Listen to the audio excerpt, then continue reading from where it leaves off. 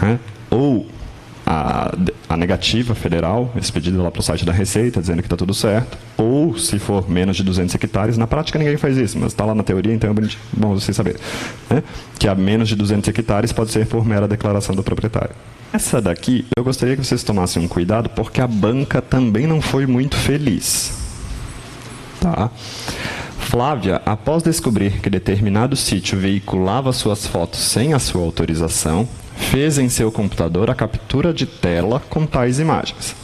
E, temendo que o mantedor da página virtual suprimisse as fotos, decidiu fazer um registro formal. Por isso, ela foi orientada a realizar escritura pública para atender essa finalidade.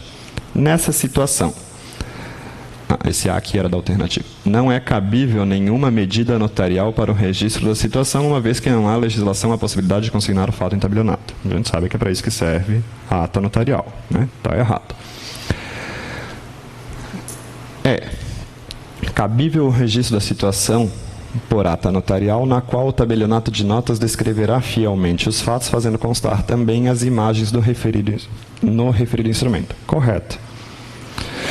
O problema aqui é que foi mais de ordem prática do que de ordem teórica.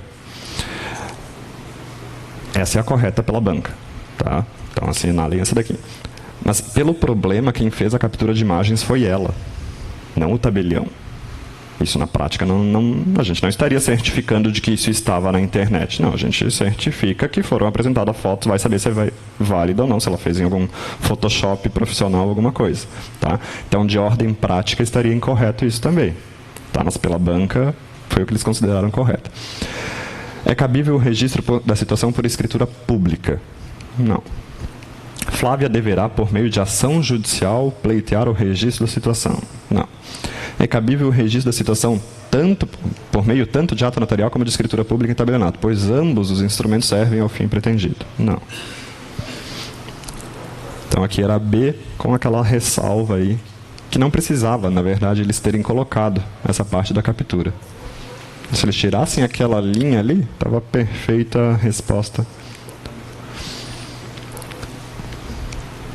Paulo e Maria, pais de um jovem de 22 anos de idade e de outro de 10.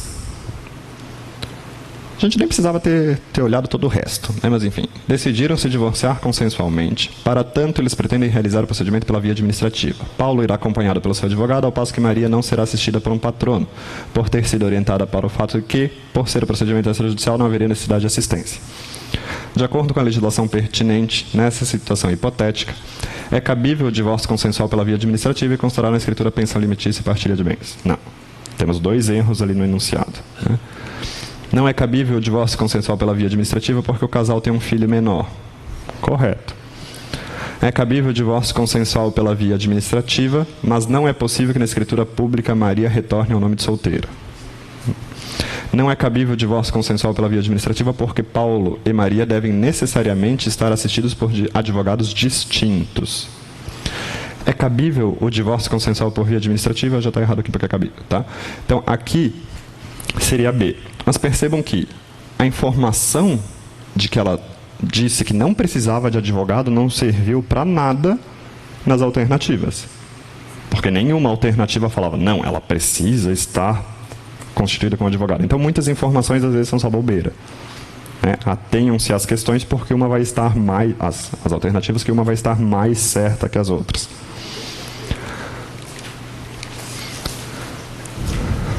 Assinale a alternativa correta.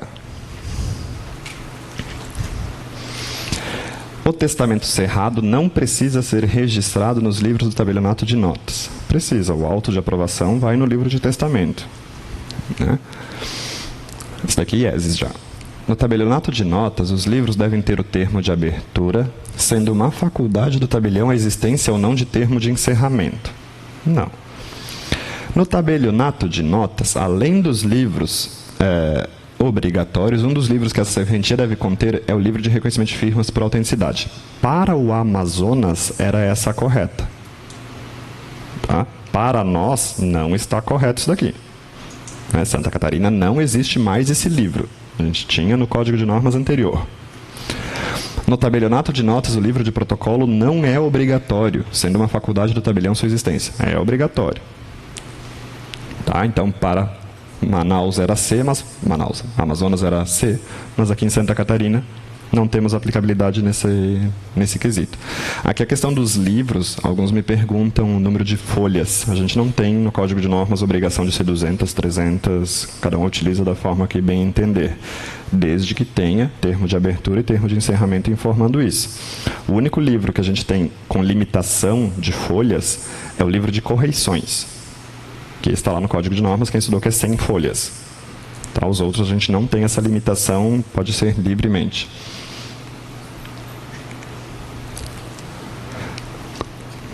Ups. TJ Amazonas. Em relação à escritura pública, é correto afirmar. Vejam que a alternativa primária. As escrituras públicas não são passíveis de cobrança de emolumentos.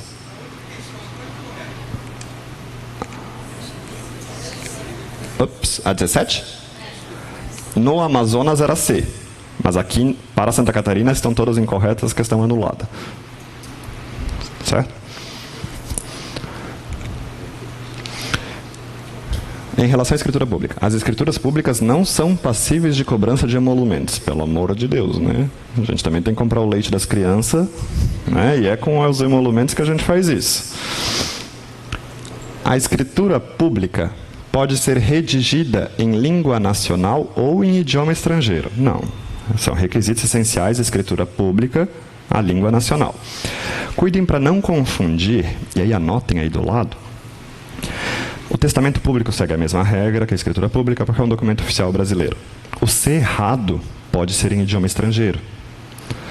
Porque o testamento cerrado, o testamento, não o auto de aprovação. O testamento em si, o conteúdo, para nós tanto faz, tanto fez.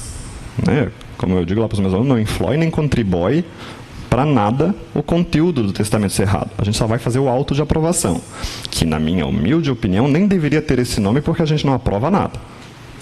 Imagina, se eu não sei nem ler o negócio, eu vou aprovar o quê? Só estou registrando, fechando e costurando ele na minha overlock lá do cartório, né? Mas eu não faço análise do conteúdo. Então, o testamento cerrado, o conteúdo, pode ser em língua estrangeira. E nos 3 testamentos, isso é bem fácil de confundir.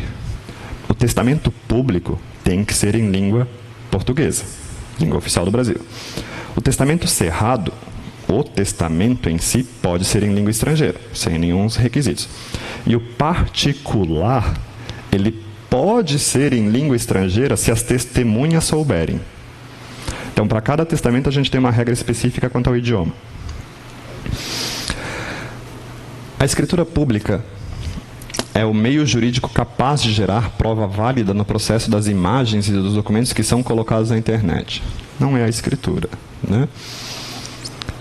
Dentre os requisitos que deve constar a escritura pública estão o nome, nacionalidade, estado civil, profissão, domicílio, residência, das demais comparações, com indicação, quando necessário, do regime de bens, nome do outro cônjuge, filiação. Correto. Então, 18D.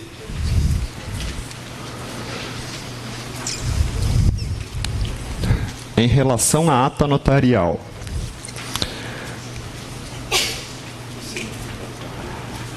a ata notarial pode ser solicitada por pessoa capaz, pelos relativamente incapazes, por procuradores e por pessoa jurídica. Correto. Né? Novamente copiou uma que o IES já tinha feito mesmo sobre relativamente incapaz.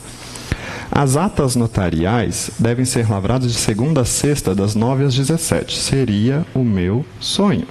Né? Mas, na prática, tem circunstâncias que a gente vai ter que fazer a ata notarial fora disso. Né? Porque alguns fatos só acontecem depois disso. Então, também é uma exceção àquela regra que são nulos todos os atos praticados fora do horário do expediente.